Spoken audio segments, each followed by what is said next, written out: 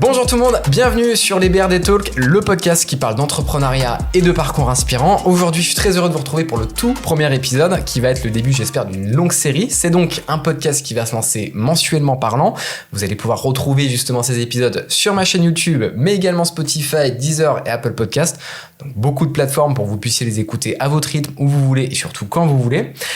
Qu'est-ce que c'est concrètement justement les BRD Talk ? Eh bien l'objectif, c'est tout simplement d'accueillir des personnes de mon réseau, de vous les présenter, d'expliquer un petit peu leur parcours, ce qu'ils ont fait ou ce qu'ils sont en train de faire et de venir un petit peu désacraliser ce qu'on peut entendre sur différents podcasts concernant le milieu de la freelance, ou le milieu de l'entrepreneuriat où il y a beaucoup de belles choses, c'est vrai, mais il y a aussi des choses un peu plus complexes. Quand vous allez être entrepreneur, vous n'allez pas tout de suite rouler sur l'or. Quand vous êtes freelance, vous n'allez pas travailler à Dubaï ou dans le monde où vous voulez. Ça demande du temps, ça demande de l'investissement, ça demande beaucoup de résilience et justement, l'objectif, c'est de faire vrai en fait, tout simplement de donner du vrai, d'expliquer ce qui se passe vraiment derrière tout ça et d'expliquer aussi un petit peu les responsabilités que vous pouvez prendre à votre charge, que ce soit en tant qu'entrepreneur ou freelance. Donc voilà un petit peu les sujets qu'on va aborder durant ce podcast-là. Chose aussi importante, ce podcast-là sera diffusé en avant-première sur les Monday Prod qui ont lieu tous les lundis de 9h à midi sur ma chaîne YouTube. Donc si jamais pour les prochains épisodes, vous voulez voir un épisode en avant-première, vous savez où nous rejoindre sur YouTube de 9h à midi. J'en profite pour bien m'infixer avec justement l'horaire. Et on va pouvoir commencer doucement mais sûrement justement ce podcast. Aujourd'hui, vous le voyez, je ne suis pas dans mes studios. Je me suis déplacé directement justement chez l'invité. Cette invitée-là, on va l'accueillir tout de suite. Elle s'appelle Edith Bordagy. Edith, bonjour, comment tu vas ? Bonjour Yoann, merci en tout cas de faire ce premier épisode avec moi. Je suis tout à fait honorée. Et merci de jouer le jeu parce que ça fait 3 fois qu'on recommence. Non. Avec la première fois où j'ai oublié d'enregistrer. Donc bon, c'est comme ça. C'est les joies du direct et puis... Heureusement qu'on n'est pas en direct justement. Oui, c'est vrai. Non, les aléas, bon là, on a un plateau digne de TF1. C'est vrai que... Faudra que tu le montres. T'as mis les bouchées doubles. Tout ce que vous voyez là, en gros, j'arrive, le pitch à Edith, c'est, bon voilà Edith, t'inquiète, on pourra se mettre sur ta terrasse, sur une petite table et tout. Franchement, t'embête pas, j'arrive, elle m'a fait un cadre parfait, jeu de lumière, tout ce qu'il faut. Franchement, merci vraiment beaucoup pour l'accueil. Mais je parlais surtout des caméras qu'on a en face de nous. Oui, les caméras, c'est quelque chose aussi. C'est vrai qu'on pourra prendre en photo, on pourra mettre ça sur nos réseaux. Ouais, c'est assez impressionnant. Mais ouais, c'est clair que pour le coup... T'es équipé. Voilà, à la hauteur de ton investissement, j'avais pas envie de me moquer de toi. Donc là, pour le coup, voilà, je me suis dit, vas-y, on va mettre les bouchées doubles et on va faire quelque chose de bien. Chouette. Edith, avant de commencer le podcast, l'objectif aussi, c'est que tu passes surtout un bon moment. C'est même la règle principale. Okay. Donc, je serai pas forcément là pour te couper. Si tu as envie de répondre plus longtemps à des questions ou que tu as des sujets qui t'intéressent un peu plus que les autres, tu as le droit de prendre ce temps de parole. Il n'y a pas de souci. Pour rien vous cacher aussi, chers auditeurs, j'ai envoyé des questions du coup à Edith. Ces questions-là ont pour rôle principal d'avoir un petit peu ce fil conducteur pour pas que justement on parte dans tous les sens et qu'il y ait une direction dans ce podcast-là et que les personnes qui écoutent justement puissent tout simplement préférer l'exercice à ce que si on partait complètement en freestyle. Bref, c'est ce que je suis un peu en train de faire, donc je vais revenir sur mes questions. Et puis justement, ce podcast-là, il va s'organiser en 4 parties. On va d'abord commencer un petit peu par te présenter, parce que je sais qui tu es, mais les gens qui nous écoutent un petit peu moins. Donc ce sera l'occasion un petit peu de prendre ce temps-là. On va prendre aussi le temps de parler justement de ton parcours étudiant, parce que tu as été alternante, tu as été étudiante et tu as été à la fois entrepreneuse. Donc savoir un petit peu comment tu as géré tout ça, comment ça s'est passé, est-ce que tu as des conseils justement à donner aux gens peut-être qui nous écouteront. La 3e partie, elle est dédiée à Nir. Nir, je crois qu'on en a bien entendu parler quand même sur la chaîne. Ça commence dès le premier live, justement. Je vous avais présenté une vidéo que j'avais fait en collaboration avec Edith, avec Mathieu et aussi avec votre 3e associé Léo. Oui. Et donc, ça va être l'occasion de revenir sur ça aussi. J'avais rapidement parlé justement d'entreprise, j'avais montré la vidéo, mais il n'y a rien de mieux que justement toi et tes associés pour en parler. Oui. Donc, c'est parfait, on aura ce temps-là. On va parler aussi un petit peu de tout ce que ça implique de monter une boîte derrière. Donc, comment est-ce que tu travailles seul ? Est-ce que tu as des gens avec toi ? J'ai déjà en partie répondu à la question, mais on va revenir là-dessus, comprendre aussi un petit peu ta vision d'entrepreneuriat, etc. Bref, plein de sujets différents. Je vais pas trop en dire, vous verrez au fur et à mesure. Et on finira le podcast avec un petit peu ce que tu fais maintenant. Est-ce que tu es en CDI ? Est-ce que tu as continué à développer le projet Nir ? Est-ce que tu t'es mis en freelance ? Bref, tu nous répondras sur tout ça. Et puis on finira du coup l'exercice. Donc je pense que l'exercice va durer aux alentours de 45 minutes, 1 heure. Très bien. Et puis pareil, si tu as envie de me poser des questions, tu n'hésites pas. Edith, est-ce que tu es prête ? Je suis prête. Ouais. Première question, qui est très simple. Est-ce que tu peux commencer par te présenter en me disant qui tu es, qui je suis, et ce que tu fais ? Ok, donc je m'appelle Edith. Edith Bordagy, voilà. Donc, je suis fraîchement diplômée depuis quelques mois maintenant. Oui. Oui, 2 mois, je dirais. Et à côté, donc, j'ai lancé une entreprise avec 2 associés qui s'appelle NIR et dont tu nous as fait une très très jolie vidéo. Allez la voir. C'est gentil, merci. Justement, peut-être qu'on peut expliquer aussi comment on s'est connus. T'expliquais justement que t'as été fraîchement diplômée. Oui. On explique? Oui, oui. Je t'en prie. Mais... Ah non, c'est à moi, non. Allez, vas-y, c'est très bien. Donc, on s'est connus à ma Digital School. Voilà. Comme pour d'ailleurs Paul, comme pour d'ailleurs Pedro et comme d'ailleurs Mathieu, qui fait partie justement aussi du projet NIR. Donc, avec l'école, on s'est rencontrés en B3, je crois, donc c'était 2022. Ouais, donc il y a 3 ans déjà. Et ouais, c'est vrai. C'est ça. On s'est rencontrés là, on a continué à garder un petit peu contact en master. Toi, t'étais sur la partie marketing, moi j'étais un peu plus sur la partie... DA. J'étais entre les deux, marketing en B3, année, oui, et après, j'étais parti en DA. Ouais. Et puis en fin de compte, toi, nous à côté, c'est ce qu'on vous avait présenté avec Paul, on a commencé à monter justement le projet Dopamine. Yes. Tu montais aussi le projet NIR à côté, et en fin de compte, de fil en aiguille, on s'est donné des conseils mutuels, on a des contacts là-dessus. Il y a aussi d'autres choses qui sont arrivées qu'on va annoncer probablement dans le prochain live. La cabane. Donc tout ça, on l'expliquera au fur et à mesure. Mais voilà, on n'a jamais vraiment gardé contact. Et puis, je me suis dit, Edith, écoute, il y a ce projet avec NIR. Je sais à quel point t'es passionné par ce que tu fais. Est-ce que t'es chaud de venir sur le podcast? T'as accepté et d'une certaine manière, la boucle est bouclée. On s'est rencontrés à l'école, on continue là et on bosse. Oui. Donc on va parler humblement de ce parcours. Ouais, c'est sûr. On n'a pas du tout la prétention. C'est ça. On est encore des titounes, on est tout petits. On apprend un petit peu au fur et à mesure, c'est sûr.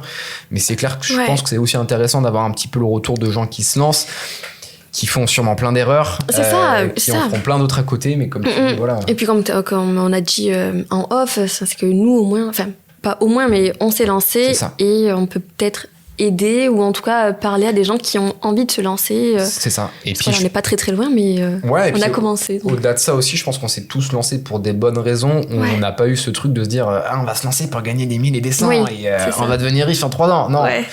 Au contraire, je trouve que l'école est à la fois justement notre écosystème de potes et de gens avec qui on travaille. On est très pragmatique là-dessus. Grave. Et donc du coup, voilà, c'est clair qu'on va pouvoir peut-être amener ça. Et comme tu l'as très bien dit, on le fait sans prétention et avec beaucoup d'humilité. Oui. La deuxième question que je voulais te poser, j'aimerais qu'on prenne 5 minutes pour que tu nous expliques un petit peu ton parcours scolaire. Est-ce que ça a été un parcours qui a été tout droit, c'est-à-dire vraiment un long fleuve tranquille, ou au contraire, est-ce que c'était un peu plus sinueux? Est-ce que tu peux nous expliquer ce que tu as fait, s'il te plaît? Alors, j'ai voulu faire déjà tous les métiers du monde. Ouais, comme beaucoup, je comprends. Oui, et ce qui a fait que j'ai une scolarité assez classique, j'étais moyenne, voilà. Et pour la seconde, j'ai voulu partir en lycée hôtelier. Parce que de base, je voulais être chef cuistot.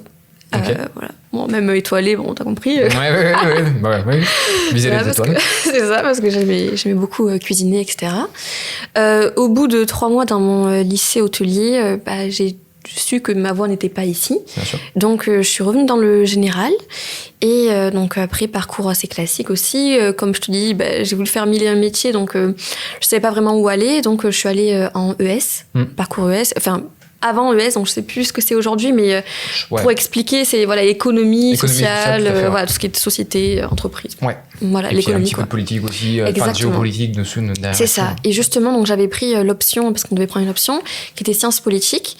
Et donc est venu le moment de la terminale et de la pression de Parcoursup. Et oui, tu vas dire. C'est ça. Et donc là, j'ai mis ce qui me passait un petit peu par la tête et ce qui m'avait assez plu, en tout cas, de ce que j'avais vu cette année en terminale. Et donc j'ai candidaté à la licence sciences politiques de Montpellier, qui était donc dans la fac de droit et Sciences Po. Bien sûr. Et donc j'y suis allée, j'ai été prise, c'était super. Et j'y suis restée 3 mois aussi. Ok, je comprends justement ces choix quand tu mets un peu des choix par défaut en général, surtout je pense qu'on fonctionne un peu de la même manière, on a besoin de sens. Oui. Il n'y a pas forcément du sens et que tu te rends compte de c'est ça du coup, ou c'est ça d'autres trucs, tu fais Et puis quand t'as 18 ans, il y en a qui sont très autonomes, en tout cas c'était pas vraiment mon cas et moi j'avais besoin quand même de cadre et j'ai remarqué que les TD plutôt les c'est quoi, c'est t'as compris là, les cours magistraux, voilà, les CM exactement, CM. Voilà, les cours magistraux quand t'arrives il n'y a pas l'appel et donc j'en ai loupé quelques-uns, si tu vois ce que je veux dire. Super madame. Donc bon bref, je suis partie de cette licence et à ce moment-là il y a eu le Covid qui est arrivé, etc. Mais avant ça j'ai travaillé, parce que forcément, j'avais pas le droit de rien faire. Ouais.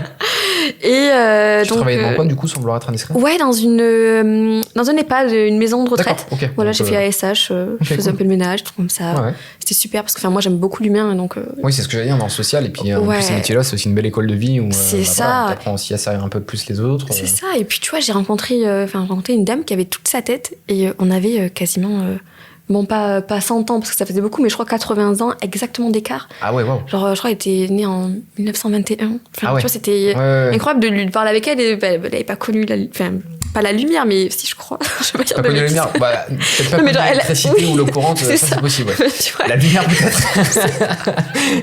Bon, en tout cas, il y a beaucoup de choses qu'elle a vues arriver.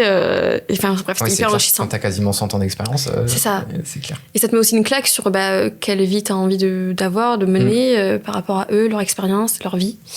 Et donc, bref, voilà. Donc, j'ai fait un peu de travail, quoi. Et à partir de là, je me suis dit, qu'est-ce que j'allais faire l'année prochaine? Bien sûr. Et donc, je suis partie en DUT technique de commercialisation en alternance. Voilà, j'ai choisi la voie de l'alternance pour le reste de mes études, pour avoir une indépendance financière, pouvoir faire des études, tout simplement, etc. Et voilà, donc DUT Tech de Co, en alternance chez Métro, à Béziers. Voilà, qui était très très bien, j'adorais mon équipe, etc. Après, j'ai fait un bachelor digital, donc j'ai voulu m'orienter plutôt dans le digital, qui était donc une année aussi un peu de remise à niveau par rapport à d'autres personnes.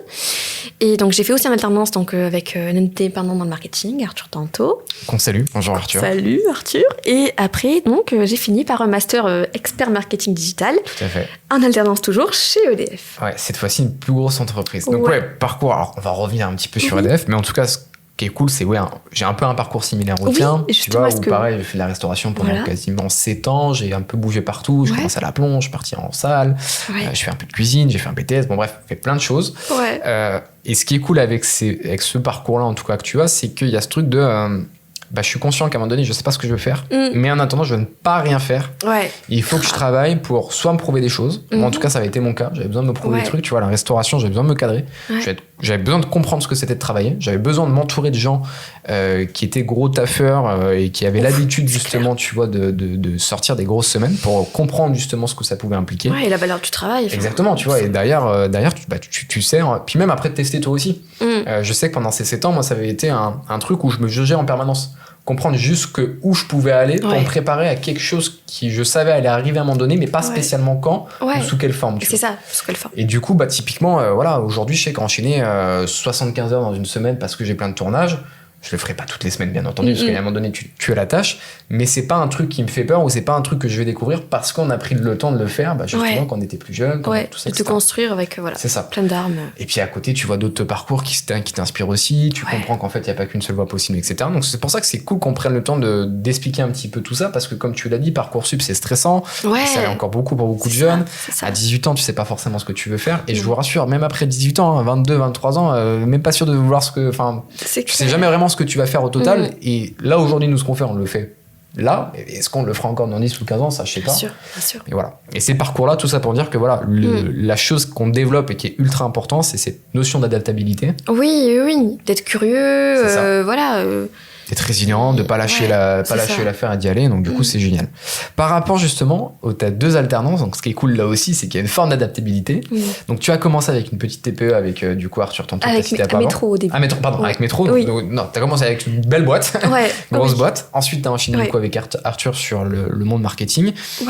Et sur, ensuite, EDF. Comment déjà tu fais pour trouver une alternance auprès d'EDF? Déjà répondre à cette question. J'allais t'en poser une deuxième, mais déjà comment t'as fait pour trouver l'alternance EDF? Alors, pour t'expliquer, en B3, je savais que pour mon master, je voulais une grande entreprise. Ça, c'était clair pour mon dernier diplôme en tant qu'alternance. Et donc, il y a eu un moment, je crois que c'était en février ou un truc comme ça, je trie tous mes mails. Donc là, j'avais plus du tout aucun mail. Et le lendemain, je me réveille. Déjà, chose que je ne fais pratiquement jamais, mais là c'est bon, j'essaie de me mettre au carré.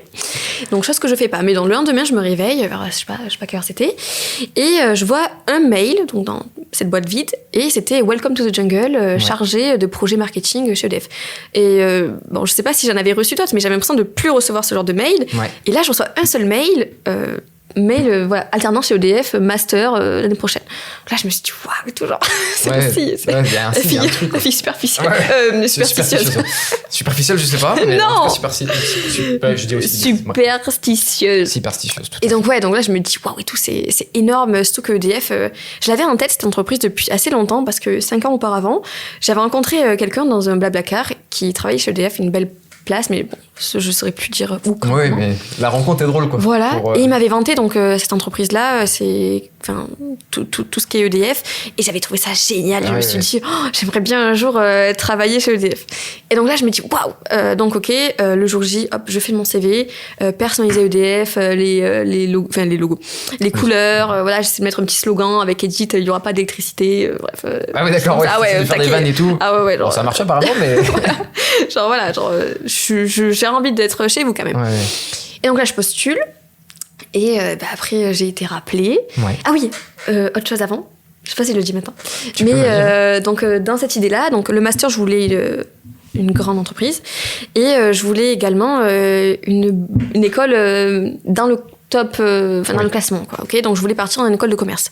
Et donc en étant à Montpellier, je visais Montpellier Business School, donc MBS, où j'étais déjà allée dans des dans des conférences, mais tu sais, des journées portes ouvertes, pour savoir comment ça fonctionne, etc. Des trucs sur l'alternance et tout.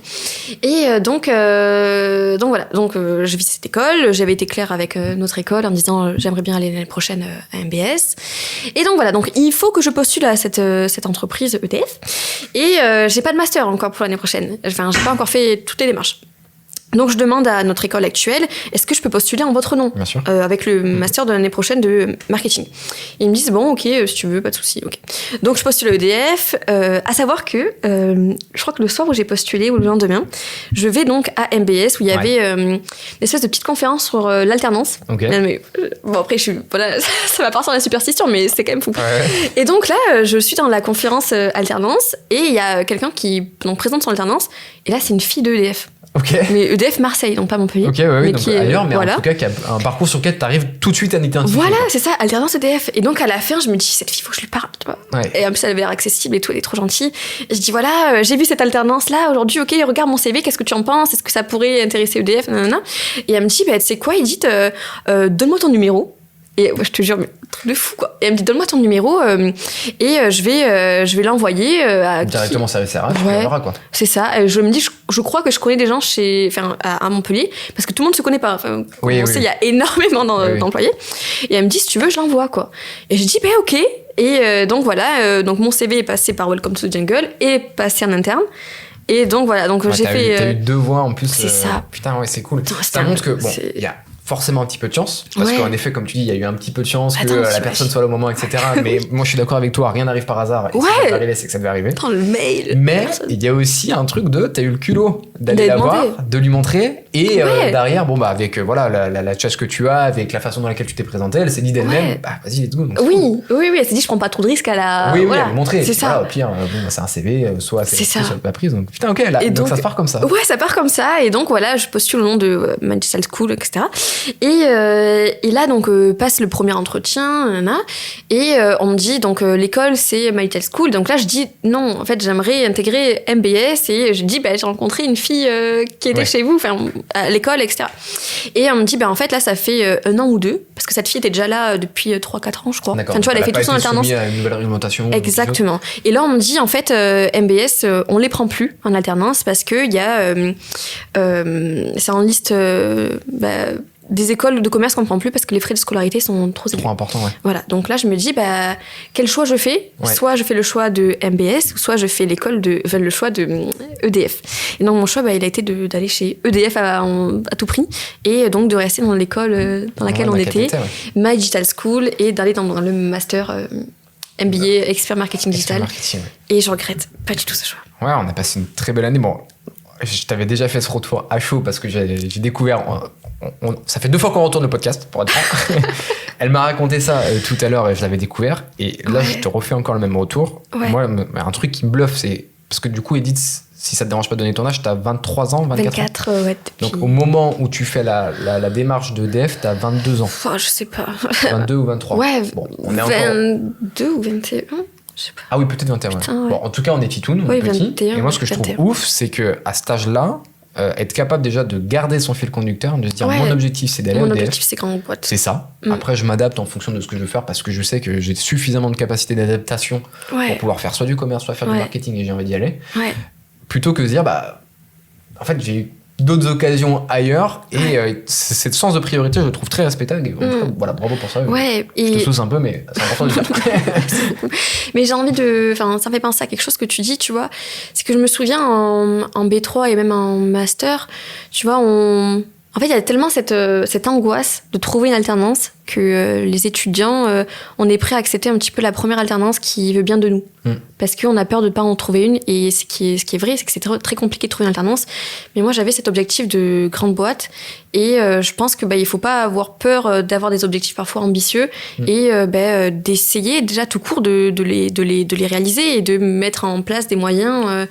Voilà, enfin là, aujourd'hui, si j'avais un étudiant en face de moi qui dirait j'ai envie d'aller, je sais pas, j'en sais rien, chez Air France, je dirais go quoi. Après, tente-le, mais sois prêt à faire ce qu'il faut pour y aller. Parce que si tu veux aller à Air France, ça va peut-être plus se passer à Paris ou à Toulouse qu'à Montpellier. C'est ça, mais sois prêt à faire un CV, sois prêt même à te déplacer même si on t'a pas répondu, sois prêt à trouver des personnes intéressantes sur LinkedIn, à les contacter, sois prêt à trouver des mails, sois prêt, même là. Mais si tu as un objectif, n'aie pas peur de l'ambition de cet objectif-là et te donner les moyens de aller à 100%. Exactement, c'est ça. Et ne prends pas la première chose par dépit, en fait. Et puis, déjà que, à l'école, on te donnait pas forcément, on te tendait pas forcément toujours la main et on t'aidait pas forcément.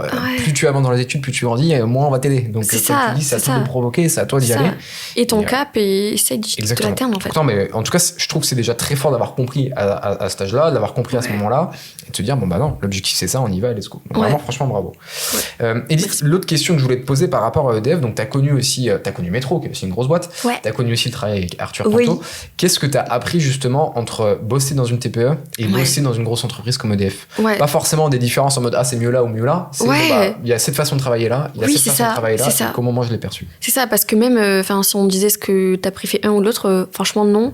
Les deux étaient hyper intéressants, hyper challengeants et enrichissants, j'ai envie d'utiliser ce terme. C'est sûr que quand on travaille à 2 ou à 3, comme c'est le cas avec Arthur, un jour la décision est bouclée et on a déjà commencé à taffer dessus. Ce qui est sûr, dans une entreprise comme EDF, si on a envie de faire une petite innovation, une chose comme ça, comme on sait, c'est une structure, on va dire, bureaucratique, donc une décision. Exactement. Si on veut changer quelque chose, forcément, ça va prendre beaucoup plus de temps que d'autres personnes qui ont forcément, eux, des caps d'où doit aller EDF et sa direction, doivent accepter au fur et à mesure de l'échelle où on monte. Donc les deux sont hyper enrichissants d'un point de vue process, d'un point de vue comment on peut dire, exécution. Côté Arthur, c'était full exécution et on tente et on pivote si on voit qu'il n'y a pas les résultats. On a des KPI directs et on teste et on apprend. Exactement. Tout de suite dans l'action-réaction, ce qui est moins le cas dans des structures plus... Et ce qui est normal, parce que comme tu l'expliques très bien, vous êtes deux, vous pouvez, une grosse entreprise où tu avais dit tout à l'heure justement que vous êtes plus de 130 000, tu peux pas te permettre de faire ça. 170 000, pardon. Tu peux pas... c'est pas les mêmes responsabilités, c'est pas les mêmes enjeux, c'est pas tout ça, etc. C'est ça, comme tu dis, c'est pas les mêmes enjeux et moi je trouve qu'il faut pas cracher sur ce système-là aussi qui sécurise aussi beaucoup EDF et puis il faut le tester aussi. Grave. Je me permets de rebondir sur ton parcours. J'ai fait aussi ce choix-là où moi jusqu'à présent j'avais toujours bossé avec des TPE, qui étaient en restauration, etc. J'avais bossé avec une entreprise un peu plus grosse où ils étaient au total 50. Bon, il n'y avait pas de hiérarchie propre, mais il fallait prendre le temps de bien construire ton projet, de bien l'aller, etc. Les copains de Boulder Airlines, je vous fais un bisou. Ah oui, c'est vrai. Et Boulder, qui était une super école de formation. Et après, je suis parti dans un plus gros groupe où là, pour le coup, je crois tout cumulé, on devait être 9 000, 8 000 à peu près partout en France. Tout secteur confondu, où là, il y avait un N+1, il y avait N+2, il y avait le national qui donnait des directions. Et je sais typiquement que je me suis adapté à ce mode de fonctionnement-là, mais qu'en tant que personne, moi, c'était quelque chose qui ne m'allait pas. Parce que j'avais besoin d'être dans l'action, pas non plus tout le temps dans l'action. Ma dernière tendance, ça a été ça, tu vois, j'étais pareil. Dans l'action. Donc tu fais pour défaire, pour refaire, pour défaire, pour refaire. C'est pas dérangeant à partir du moment où t'as des KPI, où tu fais le suivi, mais quand t'es livré à toi-même et que tu dois tout faire, refaire aussi, là aussi tu te rends compte que t'es pas forcément fait pour. Donc là où je veux en venir, c'est pas dire c'est pas bien la dernière alternance, c'est pas bien l'alternance milieu, c'est pas bien au bout. C'est en fait, tu testes plein de choses et tu te rends compte qu'il y a des choses qui sont plus faites pour toi, que tu es peut-être plus performant dans tel cadre, etc. C'est clair. C'est peut-être complexe ce que je vais te demander comme question. Tu es plus pertinente et performante dans du cadre ou dans une forme d'anarchie productive? Je pense honnêtement que je m'adapte aux deux. Et que j'ai pas vraiment de préférence. Et si je pouvais juste rajouter, tu vois, j'aurais bien aimé faire même une dernière année pour être dans une start-up ou scale-up. Alors, tu vois, pour ce que tu veux dire. tester aussi, en fait, juste comprendre et voir comment ça fonctionne aussi dans ce cadre-là, tu vois. Et donc... T'as besoin des deux. T'as besoin du cadre et t'as besoin de l'anarchie pour peut-être reprendre ce modèle start-up, trouver les bonnes idées, les bonnes innovations, etc. Ouais, c'est ça. C'est ça. Enfin, les deux sont hyper enrichissants, en fait. Et honnêtement, je crois être partie avec des bons retours. En tout cas, je crois que ça s'est assez bien passé dans tout. Donc, Bon, top. Trop bien. J'ai pas te poser la question suivante qui était justement est-ce que l'alternance t'a appris. Je pense qu'on a quand même compris pas mal de choses. Ça t'a appris plein de choses, en tout cas des soft skills. Concernant les hard skills, des choses plus techniques. Est-ce que justement l'alternance là aussi t'a aidé à prendre en main peut-être des budgets que tu pourrais pas te permettre dans d'autres entreprises, dans d'autres cas? Est-ce que t'as utilisé des outils que tu pourrais utiliser plus tard? Qu'est-ce que ça t'a... Ça, c'était pas une question qui était prévue. Non, bien sûr. Si j'en reste à ta question, qu'est-ce que ça m'a appris? En plus, bien sûr, des soft skills que tu viens d'expliquer, les adaptabilités, etc. Oui, alors j'ai envie de te dire, travailler en équipe, je sais pas si ça reste aussi un soft skills. C'est un peu plus un soft skills, oui, mais... Mais tu vois, par exemple, chez EDF, j'ai eu l'occasion de former une nouvelle alternante. D'accord, du management. Voilà, de former aussi une nouvelle recrue qui est tout à fait adulte, je veux dire, qui est en réorientation au sein d'EDF. Donc plus âgé que toi, où tu peux avoir ce truc, un peu de légitimité à gérer. C'est ça. Et puis il y a ce côté comment tu vas transmettre ton savoir, quel support tu vas lui donner pour que la semaine prochaine, quand tu es en alternance, elle puisse se débrouiller, ou toujours aussi être disponible si besoin. Donc ça, c'était hyper intéressant d'un point de vue les process, en fait. Comment on met en cadre des process à disposition aussi. Qu'est-ce que ça m'a appris? C'est le côté stratégie aussi, surtout, le côté gestion de projet. Énormément, parce que... on prend la pression aussi que c'est, le sens que c'est, la rigueur que c'est, j'imagine, de remonter les informations aux équipes, mais aussi à les responsables. Oui. Et surtout aussi, tu vois, par exemple, il y a un moment où on avait... je peux pas trop dire les actions, etc. Tout, mais on avait 2 actions extrêmement similaires qui étaient juste adressées à 2 cibles différentes. Et tu vois, dans la même semaine, jongler sur la même action, c'était compliqué de se dire, ok, on parle laquelle, parce que c'est au final la même, mais du coup, cette gestion de projet-là, parce que du coup, en même temps, comme on est en alternance, on gère aussi les différents projets de l'école et d'autres différents projets personnels. Tout concilier à côté, c'est pas forcément évident. Justement, garder le cap. Ce management, ce travail d'équipe, les projets que t'as à l'école aussi, ça a amené un autre projet. Oui. Et là, je suis désolé, il va falloir qu'on se prête à l'exercice si t'es prête. Ce projet s'appelle NIR, j'en ai déjà un petit peu parlé, on en a parlé au début d'un podcast. Est-ce que pour les gens qui ne savent pas ce que c'est, tu peux me présenter NIR en une phrase? Ok. C'est le moment de la phrase. Exactement. Alors, NIR en une phrase, c'est une plateforme digitale qui permet de centraliser toute votre prise de contact physique et avec un seul canal entrant, qui est par exemple la carte de visite digitale.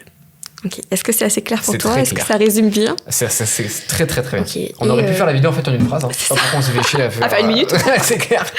Et si je peux juste rajouter... Allez, vas-y, une phrase et demie. Ok, ça répond au problème de...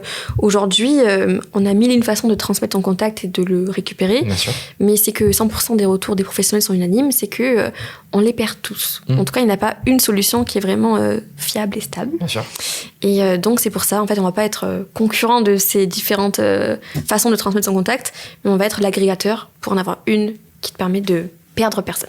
Ok, trop bien. Justement, ça va? Ah bah ouais, l'exercice, tu l'as super bien réussi. On verra ce que les gens diront en commentaire ou en réaction, mais oui, je pense que tu t'as très très bien débrouillé. On va pouvoir enchaîner sur la deuxième partie qui se concentre un petit peu plus sur justement ta gestion d'alternance, ta gestion des études et en même temps de l'entreprise. Donc il y a NIR qui est arrivé. NIR est arrivé à quel moment à peu près dans tes études? En fin de Master 1. Ok, et sans vouloir dire de bêtises, il y avait un projet entrepreneurial avant ou pas du tout? Yes. Si je dois te dire un petit peu le parcours, donc j'arrive en M1, donc je suis chez EDF, et j'ai fait un peu de free pour mon ancienne boîte avec Arthur. Et à ce moment-là, donc c'était le début de Freelance. Enfin, voilà. Et j'en avais jamais fait, pardon. Et mon but était de faire un CDI. À l'origine, il faut quand même que je raconte ça. À l'origine, moi, mon but, depuis toujours, c'est d'avoir un très bon CDI sorti d'études. Et donc voilà, donc je fais ça. Et après, on décide avec un ancien associé de cofonder une agence de communication. Et en fait, comme j'ai l'alternance et EDF et tout, et lui d'autres activités, on décide de prendre une employée. D'accord. Donc Charlotte, que tu connais très bien. Qui va arriver un jour sur l'âme, bien sûr. Ouais. Et donc voilà, on l'a pris en alternance. Et au final, au bout de quelques mois, on décide de se dissocier avec cet associé-là. Et donc j'ai continué la collaboration avec Charlotte et avec donc l'entreprise jusqu'à fin du M1. Et à ce moment-là, j'ai décidé, son contrat était terminé. Bien sûr. Donc voilà, et j'ai décidé de partir à 100% sur le nouveau projet qui était NIR, que j'avais découvert dans cette année-là. Ouais, carrément. T'as enchaîné 2 gros projets avec déjà une grosse responsabilité qui était du coup de gérer Charlotte, et t'as eu ce beau geste d'aller jusqu'au bout par le contrat, etc. Donc déjà aussi cette notion de responsabilité, etc. Ça c'était sûr. Pour moi, c'était... Comment t'arrives à gérer justement tout ça? Parce que là, tu dois gérer une alternance, une entreprise, d'autres projets à côté, les études. Comment t'arrives à tout concilier? Alors comment j'y arrive? En fait, quand on se lance dans un truc, moi, tu vois, il y avait un truc sur lequel que je voulais pas négliger ou ni négocier, c'était de garder Charlotte de A à Z. Alors, je voulais pas couper son contrat, et puis du coup on est en alternance, on sait toutes les histoires qu'il y a dans les alternances, et même autour de moi je voyais beaucoup de cas qui étaient malheureux. Donc voilà, je me suis engagée, je voulais Charlotte jusqu'à la fin. Après est venu le truc de gérer aussi certains clients à côté, et Charlotte du coup était à fond de ça, et franchement elle a fait un travail énorme. Charlotte très talentueuse là-dessus. Très talentueuse. Comment dire, elle est cadrée. Elle est autonome. C'est ça, elle est autonome, elle est indépendante, force de proposition. Je pouvais pas rêver mieux que Charlotte. Et donc, ce qui faisait que, au poste de midi d'EDF, je prenais vite contact avec Charlotte, je l'appelais pour savoir comment ça se passait. Avant, dans le tram, en allant au travail, pareil, bilan. Le soir, quand j'arrive, pareil, je travaille, pour la journée du lendemain ou le soir, je travaille forcément. Je fais des petites vidéos en loom parfois à minuit. Bref, tu vois, moi, Charlotte, demain, faudrait taper sur ça, etc., etc. Et voilà, et il y a eu donc au moment de la dissociation, etc., avec l'autre associé, ça n'a pas été non plus super facile de prendre tout en charge, et franchement j'aurais jamais réussi sans mon compagnon. Franchement, il a été... C'est bien, on va pouvoir en parler après, mais en tout cas, de ce que je comprends, la manière dans laquelle tu as réussi à gérer, c'était bien tout segmenter.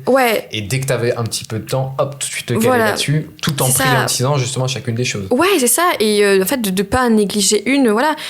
J'étais engagée dans une alternance où il fallait que je sois pas exemplaire, mais que je fournisse le travail. Exemplaire. C'est ça. Les attentes, je pouvais pas arriver fatiguée ou en disant je peux pas travailler. Non, c'était inadmissible. C'est pas possible. Pas du tout. Inenvisageable. Ouais, inenvisageable. À l'école, pareil. Je suis en master. Là, c'est le master. Faut que je sois carré. Aussi. Et face à Charlotte, faut que je garde la face. Et il faut que j'ai ce rôle-là. En tout cas, j'espère. Je crois que tu l'as bien géré, parce qu'on est encore en contact avec. Voilà, c'est ça. J'ai gardé très bonne relation. Voilà, je pense que ça a bien passé. C'est ça. Et puis, vraiment, elle le sait, mais chaque semaine, et toujours, je lui demandais, comment t'as passé la semaine, quel est le retour que tu peux me faire, sur quoi tu veux qu'on s'adapte. Bien sûr. Tout, tu vois. Ok. J'espère, voilà. Il y a un point que tu as cité, c'était une question qui devait arriver un peu plus tard, mais c'est pas grave, on peut la mettre là. Quand tu parce que là vraiment si tu fais des semaines, tu fais pas des semaines de 35 heures là, tu fais des semaines colossales. Tu as dit qu'il y a ton compagnon mais aussi tes proches qui t'ont beaucoup aidé, donc ça c'est top, je suis d'accord avec toi, l'entourage est ultra important quand on se lance dans des projets comme ça. C'est ultra important. Moi de mon côté c'était la même chose avec Dopamine, les 2 ans de master ont été très très intenses pour Paul et moi. Et c'est clair que d'abord cet entourage là, savoir que ton copain, ta copine qui te soutient, qui te rassure, qui est peut-être pas forcément du milieu, qui te permet de te changer les idées aussi, des proches qui te demandent régulièrement des nouvelles, ont un rôle ultra important. Grave.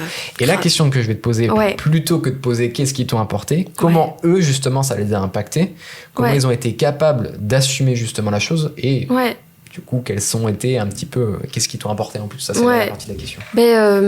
Avec mon compagnon, on s'est toujours dit que on avait nos projets, et, lui comme moi, et qu'on se soutenait coûte que coûte, et que s'il y a un projet, il doit le tenter à 100% et l'autre doit être là pour l'épauler, quoi qu'il en soit. Et c'est ce qui a été fait. Et franchement, en tout cas, honnêtement, je sais pas du tout comment j'aurais vécu la situation. Je sais pas où j'en serais aujourd'hui si j'ai été seule, vraiment. Parce qu'il y a eu des moments, forcément, dans tout un entrepreneuriat, vraiment pas facile. Ouais, les moments où tu doutes, où tu te remets en question, tu te dis putain, je suis pas du tout légitime, putain, il y a ce truc-là auquel j'ai pas pensé, pourquoi j'y ai pas pensé. C'est ça. Et voilà, des gros moments de doute, parfois même financiers, c'est sûr. Des gros moments de doute de tout, en fait.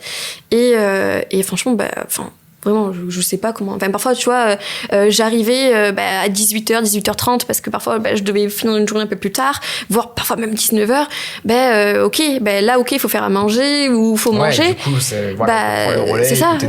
C'est ça. Genre, il a été là à 1000%. Genre, moi, j'arrivais, parfois, je travaille direct, en fait. Et on mangeait vite fait et je retravaillais. Et je veux dire, il n'a pas été question de pointer du doigt en mode, oh, t'as vu, j'ai fait ça aujourd'hui. Non. Genre, il a été là. Voilà. C'est bon, c'est clair. Et c'est important de le dire parce que, comme tu dis, c'est vraiment ce qui va peut-être faire la différence. Je dis pas qu'il faut à tout prix avoir un compagnon de chérie. Non, bien sûr, mais il faut être accompagné, pas toute seule. En fait, faut pas s'isoler, surtout pas dans ce genre de moment. Voilà, faut être accompagné, que ce soit par la famille, le compagnon, les amis. Faut parler quand il y a besoin. Ouais, c'est sûr. Non, mais voilà. Ouais, c'est clair. Mais le retour, je comprends totalement avec ma chérie, c'était la même chose. Ouais. Typiquement, comme tu disais, le soir, tu rentres, elle te fait ou il te fait à manger, c'est clair, ça te soulage. C'est ça. Pardon, mais quand moi j'ai été soulagée, que lui il a été dans le dur aussi, t'as été capable de prendre un juste retour, et c'est ça. Et s'il faut assurer soi-même, il y a eu un moment où il est parti loin et il revenait, c'était pas négociable qu'il ait une charge mentale en plus. Genre, je sais lui tout lui enlever de devant, et c'était pareil pour lui. Je veux dire. Et puis en fin de compte, après, même perso, bon, tu vois ton copain, ta copine différemment, quoi. Tu comprends que c'est plus qu'une chérie ou un chéri, et que c'est un compagnon de vie, qu'il est là pour t'aider, pour t'épauler. Je trouve que aussi, ces projets-là sont très durs, mais humainement, non seulement tu te rapproches de tes associés, de tes collègues, etc., mais tu te rapproches aussi beaucoup plus d'une manière différente. C'est ça. Justement, de ton entourage, etc., et tu te rends compte à quel point tu peux compter sur telle ou telle personne. C'est ça. Et d'autres qui sont pas forcément faits pour. Ça veut pas dire qu'il faut les virer de sa vie, mais il y a des gens, tu vois, typiquement, qui ne sont pas prêts à accepter ce genre de choses. Mais on se prouve les choses, voilà. Oui, voilà, c'est ça. Et après, c'est clair que quand l'être aimé accepte ce que tu fais, c'est sûr que... Grave. Indéniablement, c'est une force en plus. C'est ça. Ouais. Top. Je reprends ma petite question. Justement, le fait que tu aies ce cadre-là, que tu aies eu l'idée de NIR, donc en tout cas, il n'y a pas vraiment d'élément bloquant de ton côté pour oser se lancer. Comment et quelle force, d'où ça vient ce truc de dire je vais me lancer, je vais y aller, alors que juste avant, tu expliquais que toi, ton objectif à la fin du master, c'était d'avoir un CDI. C'est un peu paradoxal, tu vois, de dire... et pourtant, t'oses te lancer. Oui, c'est à cause d'Arthur. Putain, Arthur. Non, mais comme je l'ai déjà dit, en fait, c'est lui qui m'a montré... déjà, il faut dire que... faut contextualiser. Quand j'étais en alternance avec Arthur, moi, j'avais, du coup, là... je sais plus combien d'années, mais lui, il avait 2 ans de plus que moi. Ok. Oui, donc déjà, tu vois, le côté... c'est possible qu'une personne qui a 2 ans de plus que moi, déjà... puisse le faire. C'est ça. Pour t'identifier beaucoup plus simple. Exactement. Puisse entreprendre si jeune, puisse t'embaucher. En plus, il avait déjà embauché 2 autres personnes avant moi. Bref, en gros, il m'a ouvert la... Ouvert la voie. Ouais, la voie. J'ai vu que c'était possible. J'ai vu que il y avait des choses positives comme négatives, mais il a été hyper transparent sur moi, avec moi, avec ça. Et il m'a fait découvrir le monde de LinkedIn, de l'entrepreneuriat... tous les stratégies marketing, le growth hacking, bref, un peu tout. Et donc, à partir de là, je me suis dit, OK, en gros, il a planté la graine. Ouais, il a planté la graine et ensuite, tu as commencé petit à développer. Même si j'étais quand même convaincue que post-master, je voulais mon bon CDI. Et cette idée, je l'ai gardée quand même avant longtemps. OK. On reviendra après un peu dessus. Ouais. Mais... Et donc, est-ce que j'ai répondu à ta question ? Complètement, ouais. Okay. Donc, c'est en partie Arthur qui a déclenché ça. Ouais. La deuxième question qui va compléter justement l'élément de réponse que tu viens de m'apporter. Moi, je suis persuadé qu'aujourd'hui, quand on sent dans l'entrepreneuriat, ou pas forcément que l'entrepreneuriat, ça peut être un projet associatif, ça peut être plein de choses, t'as besoin d'un driver, t'as besoin d'une forme de motivation. Toi, ta motivation, tu vas la trouver où ? Alors en fait, faut dire que j'ai trop d'idées. Alors quand j'ai trop d'idées, genre c'est... Ça peut être une forme de motivation, tu vois. Ouais, c'est-à-dire être capable de suffisamment nourrir ton cerveau créatif, ça peut être ton driver. Hein. Oui, et puis en fait, genre j'ai des idées et j'ai envie de les faire un peu comme je les entends. Et en fait, j'ai pas envie de me dire, c'est vrai que j'avais pensé à ça il y a 3 ans, tu vois. Et de me dire, ça aurait donné quoi? Non, genre au pire, tu testes, ça fonctionne, c'est bien, ça fonctionne pas, tant pis, mais au moins tu sais que t'as testé. Ouais, que t'as essayé, voilà. Jusqu'au bout, quoi. On va dire, je suis un peu jusqu'au boutiste. Tu vois ce que je veux dire? Jusqu'au boutiste, je connaissais pas le mot, mais oui, on va l'inventer, on va déposer le nom. Alors, par exemple, il y a pas longtemps, je me suis mis à faire des bougies. Ouais, mais y a pas... J'ai tout acheté. Ok. J'ai tout acheté, voilà, demain je peux ouvrir une entreprise de bougies si je veux. Ça lance le commerce et c'est voilà. parti. Genre en gros, quand j'ai une idée en tête, genre j'arrive pas à dormir et tout la nuit, genre faut que je réfléchisse à tout. Alors si je devais la faire demain, qu'est-ce que je devrais acheter, qu'est-ce que je devrais tout faire, genre, tu vois. Ouais, bien sûr. Et quel est le plan de le mener à bien. Pas toujours facile à gérer ça ou non, ça va. En vrai, c'est hyper challengeant et tout. Après, t'as des échecs et tout, mais bon, c'est pas grave, tu vois. Oui, c'est ok. c'est parti aussi. Parce que, à mon âge, j'ai pas eu des échecs non plus qui m'ont trop traumatisé. Enfin, c'était pas non plus. Enfin, j'ai pas mis toutes mes économies dans un truc. Bon, bref, voilà. Donc j'ai des idées et j'ai envie de les mettre en ça va application. être vraiment ton driver. Ouais, c'est ça. J'ai envie de construire en fait. C'est ça le mot. Construire aussi, ouais. J'ai envie de construire des trucs, Pour partager à des personnes, pour les. Ouais, c'est ça. Et puis en fait, c'est que je trouve que être employé ou en tout cas ne faire que ça de sa semaine, genre c'est trop cool, genre c'est une stabilité hyper intéressante pour beaucoup de gens. Mais en tout cas, si je construis pas quelque chose au moins à côté, genre je vais me sentir pas, je sais pas comment te dire, mais d'un point de vue énergie, genre, je sais pas ce que je veux dire. Oui, un peu en mode veille ou en mode. Ouais, genre. T'es pas, tu sais que tu peux. J'ai besoin de faire d'autres choses. C'est ça, je comprends. Voilà. Et après, je pense que tu vois, c'est une théorie comptoir de bar, mais justement, quand on a eu des profils un petit peu comme les nôtres, où on a compris que justement nos parcours n'étaient pas linéaires, que le chemin tout tracé n'existait pas, quand on a commencé à goûter à plein de choses, qu'on a fait plein de métiers, tu vois, pareil en restauration, j'ai fait plein de trucs. J'ai fait 3 réorientations au total. Ouais. En fait, je pense que nos caractères font que si aujourd'hui on n'a pas une semaine complète où tu vas faire à la fois de la compta, où tu vas faire à la fois de l'entrepreneuriat, où tu vas faire à la fois de ton métier ou ce genre de choses, bah tu te fais chier, mais tu te sens bridé. Et c'est pour ça que peut-être que justement des formats comme le freelance, des formats comme l'entrepreneuriat peuvent aller. Bon, après justement, c'est la deuxième question que je vais te poser. Enfin, deuxième, je sais plus combien il y a de questions. Est-ce que tu penses que tout le monde est fait pour entreprendre et être entrepreneur? Ok. Question un peu philosophique. Alors, question philosophique, et faut savoir que j'écoute pas mal de contenu sur l'entrepreneuriat, sur plein de choses, ça. Et tu vois, quand il arrive cette question-là, quelle personnalité il faut pour entreprendre, ça. Moi, tu sais, je me dis toujours, ok, est-ce que je suis cette personne qui dit, tu vois? Et en fait, la réponse que j'ai envie d'apporter, c'est, j'ai envie de dire que si on a envie d'entreprendre, il faut entreprendre. Coûte que coûte. Coûte que coûte. Pour déjà tester et voir si ça nous plaît ou pas. Parce que il y a 1 milliard d'entrepreneuriats différents. Demain, par exemple, là, je te parlais de bougies. Voilà. Une personne qui veut monter une start-up, une personne qui veut être dans, j'en sais rien, qui veut vendre des affiches, des trucs, tu vois. T'as pas besoin d'avoir les compétences de mec de start-up si tu veux vendre des affiches, tu vois, j'en sais rien. Mais je veux dire, il y a tellement d'entrepreneuriat possible et d'entrepreneurs différents. Il y a des entrepreneurs qui travaillent 80 heures par semaine et qui sont bien dans ça. Il y a des entrepreneurs qui travaillent très très peu et qui savent, même s'ils gagnent pas 1 million, ils sont très bien dans cette indépendance-là. Donc j'ai envie de dire que si on a envie, si la graine est plantée et si on a envie de tester, il faut y aller. Et on se découvrira et on verra ce qui est bien ou pas. Justement, je vais faire le relou. Moi, je vais contrebalancer avec ça. Ouais, je m'en doutais pas. je pense justement que tout le monde n'est pas fait pour entreprendre. Et tout le monde n'est pas fait pour être entrepreneur parce qu'il y a un truc fondamental, c'est oser. Et oser aujourd'hui. Oui. Et c'est, attention, en disant ça, tu vois, je pointe pas du tout les gens qui préfèrent le confort, tu vois. Oui. Mais l'entrepreneuriat, par définition, te force à sortir de ta zone de confort. Et si tu n'es pas capable d'accepter cette sortie de zone de confort, qu'elle soit financière, qu'elle soit en termes de travail, qu'elle soit aussi en termes social, à ce moment-là, ça va peut-être pas durer dans le temps. Aujourd'hui, le discours que je tiens, c'est ça. Hein. Peut-être que ce sera plus dans 2 ou 3 ans.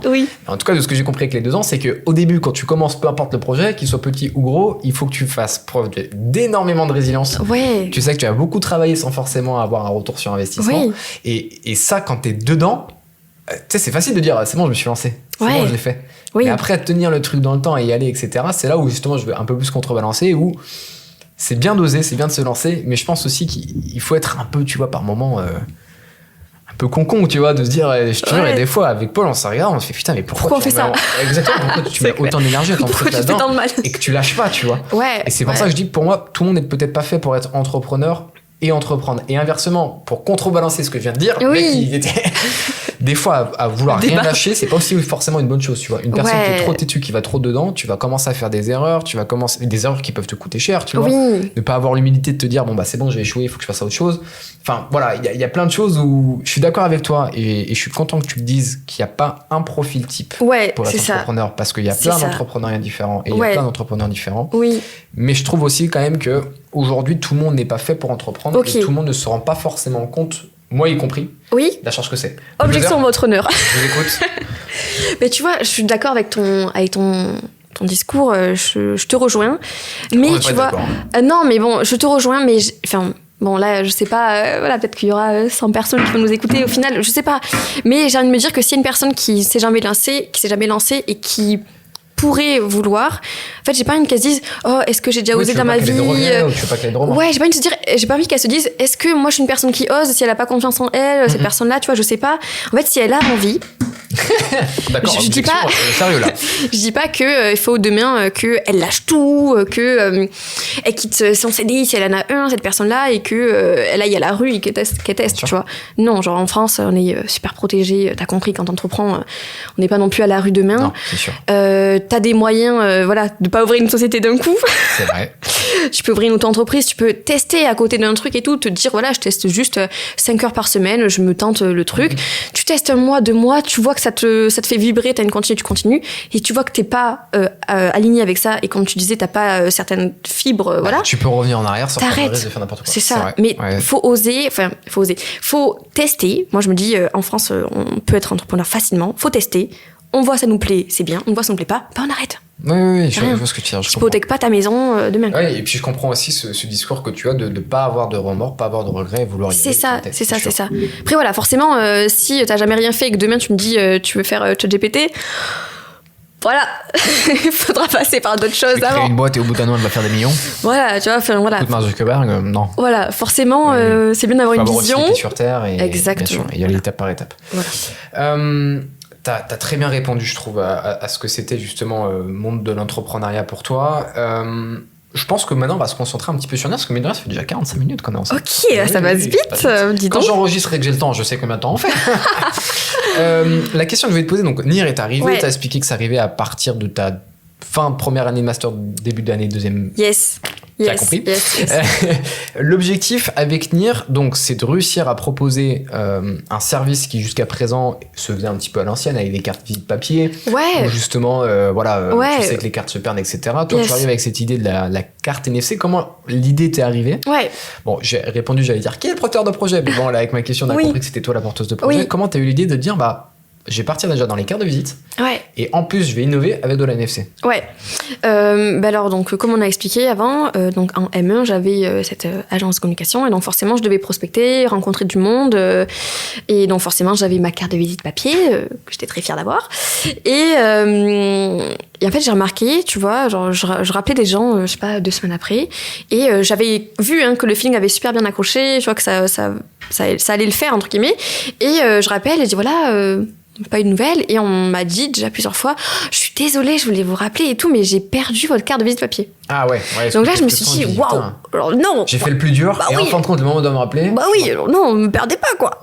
Et donc là j'ai regardé sur internet typiquement une carte de visite innovante, je sais pas quoi, pour me dire celle-ci que je vais donner, je veux pas qu'on me la perde, tu vois. Bien sûr. Et donc c'est là où je tombais sur les cartes de visite NFC, et je trouvais ça génial parce que moi j'adore tout ce qui est gadgets et tout déjà. Et donc voilà, et donc j'ai fait mes premiers prototypes pour l'agence qu'on avait, et ça marchait bien, j'étais trop contente et tout d'avoir un petit truc, genre j'avais une petite carte avec un autocollant, bref c'était moche mais ça fonctionnait, donc j'étais contente, c'est ça. Et après donc comme je te dis, l'agence on a arrêté, et j'ai tellement kiffé cette technologie là que j'ai continué. Exactement. Est-ce qu'on peut expliquer rapidement la techno NFC? Donc la NFC c'est une sorte de sans contact qui va permettre de déclencher une action sur ton téléphone. Donc là en l'occurrence on l'a montré sur la vidéo, tu la mettras à côté si tu veux. Ah, t'as la carte Nir là? Yes. Ah, c'est un nouveau proto, ça? Oui.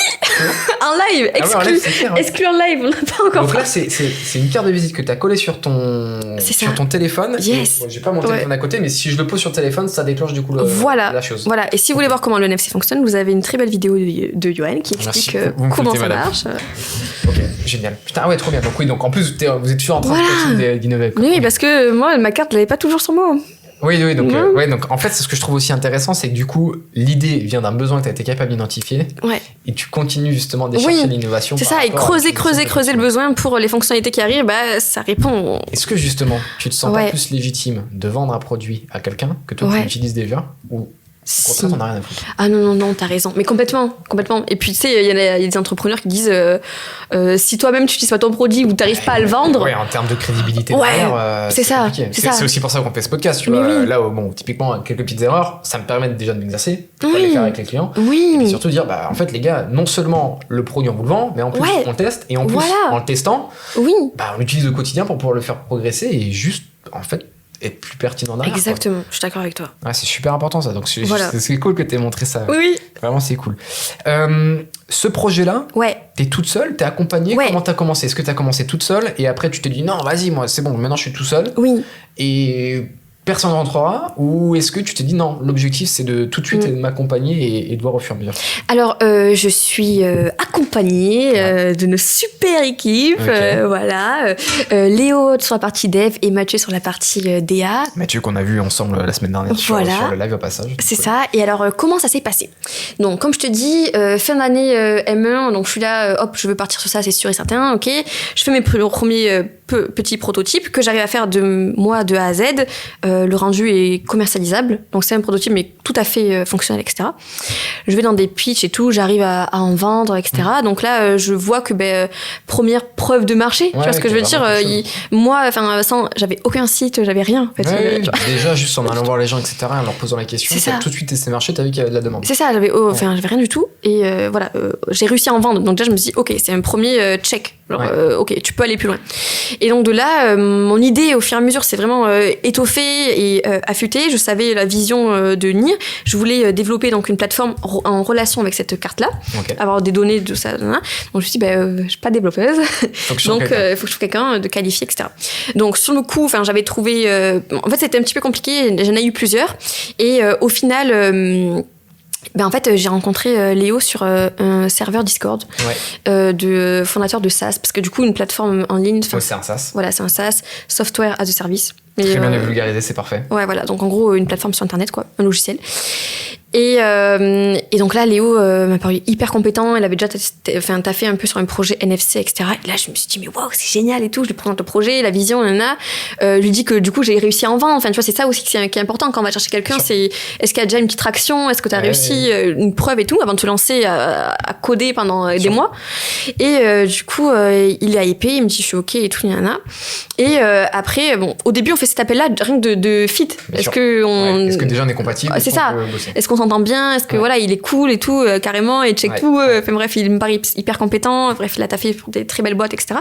Et après, ok, donc il y a un développeur et je dis écoute, je vais essayer de faire la maquette et je reviens vers toi quand c'est fait. Il me dit ok et tout. Et après la maquette, tu peux te la faire sur Canva? C'est ça.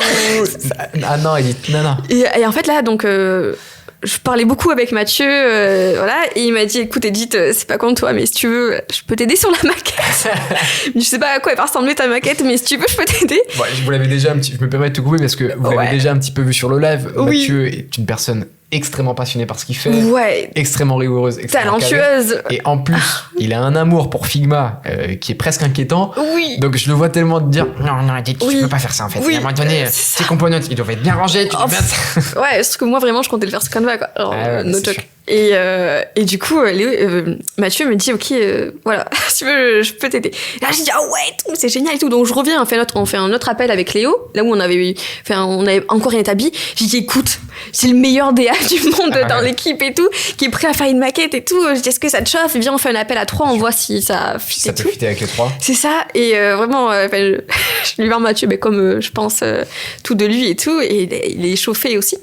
Et donc là, on commence à travailler tous les 3. Et franchement, en fait, je me dis, mais ce serait trop cool que Mathieu soit aussi dans le projet comme nous. Mais tu vois, je n'osais pas lui demander parce que je savais qu'il avait d'autres projets et tout. Et à un moment donné, je lui dis, écoute Mathieu, qu'est-ce que t'en penses? Est-ce que déjà t'aimes bien l'équipe là comme elle est actuellement? Est-ce que tu te vois et tout à fait, tout ça. Et il me dit oui. Et du coup, de là, Nir est parti, réunion. Ok, ouais, là, ça commence à se développer. Donc là, vous êtes à un stade où le SaaS c'est bientôt fait, est en cours de développement. Ouais, en fait, là, c'est incessamment sous peu. On a le SaaS fini, qu'on va tester en premier en interne beaucoup, qu'on va tester pour voir tous les bugs imaginables pour l'instant, de les corriger. Et après, on va faire une bêta interne.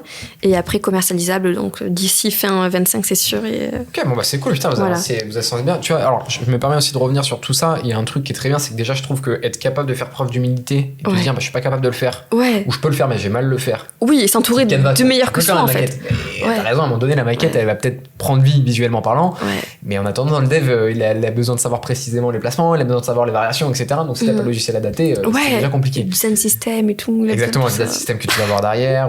Il y a plein de choses qui rentrent en compte. Donc, c'est sûr qu'avoir des gens compétents qui vont venir justement se greffer à ton équipe pour faire ça, je trouve que c'est déjà une preuve d'humilité et de résilience parce que, d'une certaine manière, Nir, c'est aussi un petit peu ton bébé. Nous, c'est le cas avec Paul. Dopamine, c'était aussi un petit peu notre bébé. Mais je pense qu'il faut être, et c'est pour ça aussi que je disais juste avant que tout le monde n'est pas forcément fait pour être entrepreneur. Il faut être capable de prendre du recul aussi, où en fait, des fois, on met tellement de temps, on met aussi de l'argent, on met aussi beaucoup de bonne volonté dedans, que notre projet, en fait, est notre bébé à nous, et que derrière, ce truc de, non, c'est à moi, perdre cette humilité de s'ouvrir à d'autres pour faire encore plus progresser, peut venir te desservir. Donc, être capable de faire ça dès le début, je trouve ça très fort. Nous, on a eu besoin, sans rentrer dans le détail avec Dopamine, de passer par plusieurs personnes qui ont gravité autour du projet pour se rendre compte que, en fait, chacun doit être à sa place, chacun doit être expert dans son domaine, et surtout, chacun doit se compléter sans pour autant se cannibaliser. Exactement. Et ça, c'est super important pour, je trouve, en tout cas, faire une équipe qui soit stable, que ton projet avance dans la bonne direction.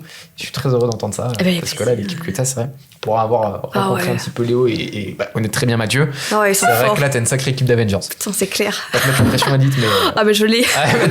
Tu m'étonnes. Non, ils sont trop forts. Sans rentrer trop dans le détail, parce que je me doute bien qu'il y a des process en interne qui sont un peu confidentiels, etc. Comment vous gérez globalement la collaboration à 3? Parce que pareil, vous êtes à des niveaux d'âge un petit peu différents. Ouais, niveau d'âge, niveau expérience aussi. Et franchement, Léo a beaucoup plus d'expérience que nous et c'est hyper enrichissant. Enfin, il nous apporte énormément et c'est ça aussi dans son profil que je trouve hyper intéressant, en tout cas qu'il soit avec nous. Il a un grand passé entrepreneurial et tout. Enfin bref, voilà. On n'habite pas tous à côté. En plus, c'est ça que c'est à distance. Voilà, c'est ça. Donc, on fait des points à distance, à intervalles réguliers pour taffer le truc. On a mis en place aussi certains process, gestion de projet, tu vois. Là, du coup, c'est un SaaS, le plus gros truc. Donc, c'est un peu de tech, tu vois. Et j'adore. Franchement, je me suis pris de passion depuis qu'on est dans ça, sur tout ce qui est SaaS et projet tech. Enfin bref, tout ce qui est bug, comment le résoudre, ou tu vois, comment le formaliser nous, on a... toi qui as besoin de stimulation constante, là, pour le coup, avoir un SaaS et en même temps avoir un produit physique, c'est trop bien. Entre les retours clients que tu vas avoir sur l'utilisation quotidienne, plus les utilisations justement de tout ce qui va être le SaaS. Et puis la valeur, elle est différente, tu vois, elle a une valeur digitale, mais aussi une valeur physique, comme tu dis. Tu crées du lien, ça a du sens, parce que souvent, tu vois, et c'est aussi le truc, je sais que mon ancien tuteur et patron de Boulder me disait ça, monter des startups c'est très bien, hein. Tu peux faire plein de trucs, etc. Mais entre guillemets, il n'y a pas une économie réelle, c'est-à-dire que t'es pas au contact du client physique, tu vas peut-être pas forcément toujours le voir, là où par exemple une salle comme Boulderline est capable d'accueillir des gens, tu crées un lieu où justement tu peux créer des souvenirs, tu sers entre guillemets les gens, et c'est clair que votre projet là a du sens aussi, parce que comme tu dis, il y a ce côté physique où t'es en l'hybridation parfaite du figital. Oui, exactement. C'est du figital. Non, mais c'est clair, c'est bien que tu dises ça aussi. Réussir à trouver ce bon équilibre-là, c'est aussi important, je trouve. Et puis c'est trop cool parce que c'est un projet où la mission, c'est créer du lien, remettre le bien au cœur du truc. Le message de fond derrière a du sens. Et surtout que, tous les trois, on est quand même hyper sociables et on adore rencontrer, et je trouve que ça nous... Oui, ça va ressemble. C'est trop bien en fait. T'as raison de dire aussi que l'entreprise dans laquelle tu as monté, donc je tenais ce discours de ça doit pas être votre bébé, etc. Mais si, d'une certaine manière, ça l'est aussi parce qu'elle doit vous ressembler. C'est ça, elle doit nous ressembler. Parce que si elle te ressemble pas, je pense que t'arriveras pas à l'avant, tu peux te planter. Ouais, faut qu'on soit en accord avec ce qu'elle fait et voilà, avoir du sens. Ah, c'est clair. Bravo en tout cas pour ce début d'entreprise. Merci. Justement, est-ce qu'il y a un mode d'emploi pour créer une entreprise ou pas du tout? Franchement... pas trop, hein. Mais je dirais, quelques étapes, soit vous êtes porteur de projet ou pas, ou même vous êtes peut-être à plusieurs, mais en premier, je dirais tester le marché avant de se lancer à travailler. Merci Jeff. C'est ça. Connaître sa cible. Merci Jeff. Grave. Merci Jeff, merci Laurent, merci tout le monde. merci. Mais en vrai, tester le marché en premier avant de passer des mois, directement aller à la rencontre de potentiels clients avant même d'avoir rien, leur demander s'ils seraient intéressants, etc. Donc après, formaliser un petit peu les trucs, donc faire des études de marché, des trucs comme ça. Oui, voilà, tu rentres ensuite dans toutes ces parties business plan. Ouais. Pour le coup, là, c'est plus légitime. Et avoir un premier truc le plus rapidement possible, même s'il est pas beau, même s'il est pas parfait, pour le tester. En fait, c'est ça. Parce que trop de gens passent trop de temps et à la fin, ça fonctionne pas et c'est triste en fait. T'as raison de rappeler justement qu'il y a des étapes, etc. et qu'il y a une forme de priorité. Une forme de priorité, je plus facilement, pour justement amener le projet dans le bon sens. Ouais. Il y a quand même une grosse part où on navigue à l'aveugle, on va pas se mentir, administratif des fois, tant que t'es pas entouré d'un avocat, comme ça, tu peux complètement Oui. Des fois tu penses qu'il y a des choses technologiquement qui sont possibles et puis tu te rends compte qu'en fait en France ou en Europe ça répond pas aux dernières législations, donc du coup ce qui était valable aux États-Unis peut pas être valable là. Donc il y a une grosse zone où tu navigues à l'aveugle. Je sais que avec Paul et avec nos 2 autres associés, c'est un truc dont on parle souvent parce que ça peut être à la fois un levier de motivation et à la fois un levier de frustration qui peut t'énerver parce que ça peut prendre du temps et ne pas savoir où tu vas peut te rendre fou. Comment vous dans l'équipe vous arrivez à gérer justement cette zone de flou, cette zone de naviguer à l'aveugle? En fait, j'ai envie de te dire, on se donne des caps, des petits en mode... plein de petits steps. Ouais, c'est ça. En fait, le MVP, on va vraiment le cadrer. Il va ressembler à ça et pas à tout ce qu'on aimerait sur la vision finale. OK. Après, dès qu'on aura fait ce MVP, on va tester ça. Et on est OK avec le fait que le MVP, la version 2, on va dire, elle ressemblera peut-être pas à celle qu'on imagine nous aujourd'hui parce que peut-être que les besoins clients, en fait, ils aimeront pas ce qu'on imagine, tu vois. On est OK avec le fait que... ça va être, on va avancer à tâtons et surtout quand on commence une entreprise, forcément tu peux pas avoir la rigueur l'argent du beurre, de EDF, j'ai envie de te dire, ni l'expérience, et il faut être OK d'avancer un peu dans l'anarchie et de tester au fur et à mesure et Bien sûr. Et puis après, je pense que vous avez aussi ce truc de vous être suffisamment cadré pour vous permettre cette forme d'anarchie. Ouais, c'est ça. Que demain, s'il y a un problème, vous êtes suffisamment rigoureux pour tout de suite analyser d'où vient le problème, avancer. Et donc, voilà. Voilà, et puis voilà, faut être au clair, un peu comme tu l'as dit avec toi, tes associés. Faut être au clair avec le fait que c'est pas parfait. C'est sûr qu'on n'arrivera pas à faire ce qu'on veut immédiatement et faut avancer chacun. Oui, carrément. Ouais. Il y a un autre exercice qui est très important aussi dans les entreprises que tu as pas mal fait. Donc, on a parlé d'AlternUp au début. Est-ce qu'on en a parlé? Moi, je sais plus. C'est une bonne question. Peut-être que... Bon, tu veux réexpliquer rapidement ce que c'est AlternUp, comme ça on est sûr de pas dire de bêtises. Je crois qu'on n'en a pas parlé. Oui, je t'en prie. Juste rapidement, AlternUp, c'est donc un concours auquel on avait accès grâce à EDF, donc qui est un concours pour les alternants entrepreneurs. Et donc voilà... Ouais, non, c'est déjà très bien. Voilà. T'as participé justement à AlternUp. Voilà. T'es venu pitcher justement l'entreprise de NIR. C'est ça. Et la question que je voulais te poser, justement, quand demain on est en train d'entreprendre, qu'on veut justement développer un projet, est-ce que tu penses que justement le pitch est indispensable et nécessaire pour ton projet? Non, je pense pas. À part si vous avez envie de lever des fonds demain, et encore, ça se fait plus aujourd'hui sans traction. Mais en fait, je pense qu'il faut... En fait, il faut savoir vendre son produit, ça c'est clair. Sous forme de pitch ou d'un autre, non, je pense pas. Si parce que l'exercice du pitch ne te permet pas déjà appréhender un petit peu ces présentations très courtes que tu dois faire à n'importe qui. Ouais, si, peut-être. En tout cas, moi j'apprécie beaucoup l'exercice et je trouve qu'il m'a ouvert des portes. Et en fait, ma cible, forcément, elle échange des contacts lors de networking, un truc comme ça. Donc forcément, moi je peux pas passer à côté. Mais si votre cible... je sais pas, toi, c'est la vidéo. Des bougies, mais... Ouais, la bougie, je vais pas trouver des clients de bougies en faisant des pitchs, quoi, tu vois. Ouais. Genre, il va falloir, t'as fait le côté marketing, t'as fait le côté vente, exposition aux réseaux sociaux, savoir faire de la communication, etc. Et voilà, ça passe pas à côté forcément d'un pitch. Donc, si vous êtes pas à l'aise sur cette option-là... Pas nécessaire d'être un super pitcher pour pouvoir vendre ton produit. Non, savez vendre votre produit. Ouais. Enfin, il faut savoir le vendre. Et puis surtout, l'exercice du pitch qui est particulier aussi, c'est que des fois, à pitcher... on commence à peut-être être trop dans la romance, aussi. à trop survendre le produit et à se retrouver dans un truc où tu vends quelque chose qui en fin de compte à la fin ne sera plus du tout lequel et peut aussi te desservir aussi. C'est clair. Et puis aussi, il y a beaucoup de podcasts que j'écoute, tu vois, et qu'il faut faire attention aussi de ne pas tomber dans le travers d'être...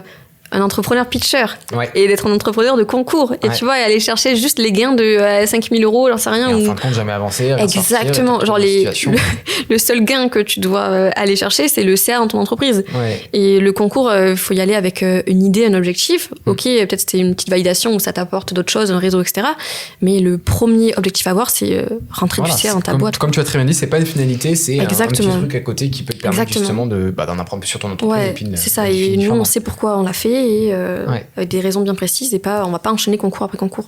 Carrément. Et si on l'enchaîne, c'est pour des raisons bien précises, avec des objectifs. Ok, ouais, très bien, super retour. Voilà. Ouais, très bonne réponse. C'était pas prévu dans la chose, donc c'est très très bien. L'autre question que je voulais te poser, et ensuite on pourra passer avec la dernière partie. Aujourd'hui, je sais qu'il y a certains étudiants qui écoutent justement mes lives et qui vont peut-être écouter ce podcast-là. Demain, un étudiant qui veut prolonger l'alternance, qui veut gérer justement ses études et qui en même temps a envie de se lancer et qui hésite un petit peu, quel conseil, sans paraître prétentieux bien sûr, tu pourrais te permettre de lui donner pour qu'il ose, tout simplement. Franchement, faut se lancer. Vraiment, c'est la meilleure des choses. En plus, aujourd'hui, les gars, si vous avez envie de vous lancer, faut y aller vite. Je veux pas, faut y aller vite, mais il y a des petits, je sais pas qui écoutera, donc ça fait vraiment prétentieux de dire petit alors que voilà, on a 24 ans. Mais il y a des gens, ils sont au lycée, ils gagnent déjà bien leur vie. Tu vois ce que je veux dire ? Ouais, mais après, c'est pas forcément une course non plus. C'est pas non plus une course, je suis d'accord avec toi. Mais genre, si vous avez envie, quand on est en études, moi, je trouve que c'est un super moment. Parce que t'as encore cette sécurité-là, et surtout quand t'es en alternance. Enfin, moi, j'avais cette sécurité-là de dire, j'ai quand même un revenu, tu vois, en ce moment. Je comprends ce que tu veux dire. T'as pas quelque chose qui te lie après, des non, enfants ou quoi que ce soit. Non, exactement. C'est ça, parce que franchement, faut quand même saluer les gens quand ils sont en CDI depuis, je sais pas, 10 ans et qui se décident de aujourd'hui aller dans l'entrepreneuriat. Alors qu'il y a une famille à nourrir, alors qu'il y a un crédit, je sais pas, maison, voiture à rentrer. Genre, faut du courage, tu vois. Je comprends, Et tandis que je trouve que quand on est en alternance et quand on est dans les études et quand on est jeune, voilà, c'est le meilleur moment pour se planter, itérer et gagner de l'expérience pour peut-être que nous ce sera pas Nir, tu vois, qui va nous faire devenir riches ou bien sûr, après, c'est des choses c'est ça, on va gagner de l'expérience et peut-être que je sais pas, ce sera ma 3, 4e, 5e boîte qui me fera réussir, mais ce sera grâce à toute l'expérience que j'ai eue et quelle réussite quelle forme prendra cette réussite. Bon là je pars dans la philosophie, mais je comprends bien. Après il y a aussi ce truc, je trouve, de tu vois, le vite, tu peux commencer tôt, mais par contre, le meilleur conseil, je pense qu'on pourrait leur donner, c'est de se dire que ayez conscience et ayez à l'esprit qu'il n'y a aucun petit projet. Aucun. Bien sûr. Que ça soit une série sur Internet, que ça soit la boîte de bougies que tu parlais tout à l'heure, que ça soit un truc innovant, il n'y a aucun petit projet. Et chaque projet demande un investissement, je trouve, complet et à 100% pour que vous n'ayez pas de regrets. Un engagement totalement, pour pas que vous ayez de regrets derrière. Et que justement, si vous êtes prêt à vous lancer, très bien, allez-y step by step comme tu l'expliquais, et focalisez-vous déjà sur une chose que vous allez tendre dans tous les sens pour à la fin en tirer des conclusions et vous dire est-ce que je le continue, est-ce que je l'arrête ou est-ce que je suis arrivé au plafond de verre.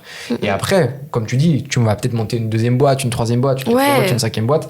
Ça voilà, faut avoir aussi un bon rapport à l'échec. Bon, j'aurais bien aimé en parler, on en parlera une prochaine fois, tu reviendras sur le 2e épisode, c'est pas grave, Edith. Mais voilà, il faut en effet être conscient que c'est beaucoup de travail, beaucoup d'investissement, mais par contre, et je suis totalement d'accord avec toi, qu'il y a un moment pour le faire, c'est en effet quand t'es étudiant et que tu peux te permettre justement ça. Bien. Bon tu sortiras peut-être un peu moins, tu feras peut-être un peu moins la bringue, mais ça faut avoir en tête aussi. C'est aussi une forme de... Enfin après, quoique, tu sais, je connais des vidéastes justement qui sont des gros bringueurs et qui ont réussi à développer leur business dès le B3, bien sûr. avoir un balle de clients, et voilà, après, ça a aussi de trouver, tu vois, ton équilibre, tout, grave. C'est clair. Edith, on va rentrer dans la dernière partie, ça fait 1h08 qu'on est ensemble, c'est pas mal, hein. Ça passe vite. Première fois, et j'espère que ça enregistre, parce que là sinon on est mort, c'est pas grave, on reverra. Mais les dernières questions que je voulais te poser aujourd'hui, où est-ce que tu en es? Bon, on a déjà plus ou moins compris ce que tu faisais, est-ce que tu as atteint ton objectif du CDI ou est-ce que tu t'es tourné vers autre chose? Du coup, la graine a bien développé, c'est ça, merci Arthur. Et aujourd'hui, pour le malheur de ma mère, je décide de me lancer à 100%, de vivre du chômage et de ne pas prendre de mission pour être vraiment focus sur Nir cette année-là. Et l'objectif dans 1 an, c'est de se rémunérer, en tout cas avec Nir. Et si ça l'est pas, à ce moment-là, je réfléchirai à reprendre peut-être un poste à côté. Mais à côté, c'est ça. Je me ferme pas cette idée-là parce que je trouve toute l'expérience est hyper enrichissante. En tout cas, j'adore être curieuse surtout. Et tant que tu ne fais pas rien et qu'à côté, tu peux amener de la valeur. Parce que franchement, on n'en parle pas assez. Non, mais vas-y, je t'en prie, prends le micro, c'est très sérieux. Mais franchement, les gens autour de moi et tout, etc., quand t'as pas d'objectif, quand t'as pas de travail ou quand t'as pas de truc, putain, c'est la descente aux enfers, quoi. Genre, tu réfléchis tellement et tout, genre, t'as plus de sens à ta vie, en fait. Genre, enfin, je sais pas, mais en tout cas, de ce que je vois aussi, avoir un objectif, avoir un projet ou une entreprise, c'est important, bien sûr. C'est un équilibre de vie. Qui soit entrepreneurial, qui soit tout, perso, c'est sûr, bien sûr. Ouais. Mais du coup, ouais, voilà. C'est recherche d'objectifs. Cherchez-vous des... Ah, t'as déjà répondu un petit peu à ça, c'était les dernières questions que je voulais poser. Tu m'as dit, du coup, à court terme, que l'objectif, au bout d'un moment, ce serait justement de se rémunérer. Ouais. C'est un exercice pas facile que je vais te demander, mais où est-ce que tu vois Nir, et peut-être toi, d'ici 3 ans, d'ici 5 ans 3 ans, bon déjà, par rapport au concours à Alternup, tu vois, j'ai présenté que à N+1, donc c'est-à-dire dans 2 ans, parce qu'il y a N+1, N+2. Bon, N+1 dans 2 ans, on embaucherait 2 personnes en plus. Donc bon, je vais pas forcément dire les métiers, enfin pourquoi ils seraient embauchés, mais donc ouais, en gros, c'est avoir une équipe. Franchement, c'est trop mon rêve d'avoir une équipe et depuis toujours, je veux être soit manager, soit avoir une équipe, donc voilà. Et bon, voilà, 3 ans, je dirais c'est ça. Je veux pas être ambitieuse d'un point de vue CA, mais avoir fait sa place. Et à 5 ans, avoir construit quelque chose de grand. Ouais, c'est bon, ouais. Peu importe que ça soit avec Nir, avec quelque chose que tu as construit. Nous aussi, avec Nir, on espère. C'est ce qu'on se je le souhaite. Ouais, voilà, c'est ça. À 5 ans. Quand je disais peu importe avec Nir, c'était. La question, le retour était très mauvais. Peu importe avec Nir, on s'en fout. Non, c'est pas ça. C'est quelque chose de grand, peut-être plus dans ta vie perso à toi, c'est ça que je voulais dire aussi. Ouais, mais d'un point de vue entrepreneurial, ouais. Pour un vue entrepreneurial aussi, ouais. Ouais, c'est sûr. Parce que, à 5 ans, voilà, moi j'ai beaucoup d'objectifs un peu personnels et tout, mais voilà, à 30 ans, c'est maison, enfant, mariage avant, quoi, mais voilà. Et du coup, 5 ans, j'ai 29 ans, donc c'est. Voilà, c'est un gros projet entrepreneurial. Tu te mets pas trop la pression avec ça d'ailleurs? Si, je me mets la pression, mais sans pression, on n'avance pas, je viens de te dire. Donc, oui, c'est vrai. Donc, mais tu la gères suffisamment pour pouvoir. Ouais, et puis c'est trop stimulant, quoi. Ouais. Genre, c'est trop cool, c'est pas une mauvaise pression. Donc, non, c'est ton driver. On va tester.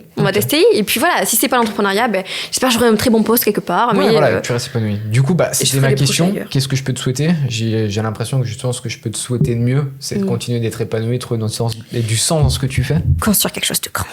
Ok, je te souhaite de faire quelque chose de grand du coup. Voilà, vite.